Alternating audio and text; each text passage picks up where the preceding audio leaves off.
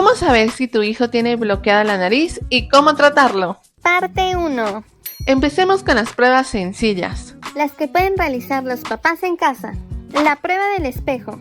En esta prueba vamos a colocar un espejo por debajo de la nariz de nuestro pequeño y vamos a ver si sale vapor de las dos fosas o si sale más de una que de otra. Respiración alternada. En esta vamos a tapar una fosa de la nariz de nuestro pequeño y le vamos a pedir que respire profundamente. Vamos a ver con esta prueba si le cuesta mucho más trabajo que entre aire de una de otra y también poner atención si se escucha un ruido, obstrucción o moco. Inhalación profunda. En esta prueba vamos a pedirle que respire lo más fuerte y profundo que pueda por la nariz. Lo que queremos ver es si la nariz se colapsa o se abre. La prueba de los 3 minutos.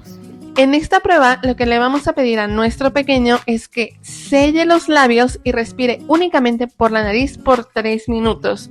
Los pacientes que tienen un bloqueo muy severo no lo van a aguantar porque van a necesitar abrir la boca para poder respirar. ¿Quieres saber cómo evaluamos el bloqueo nasal en la consulta? Nos vemos en la parte 2. Adiós.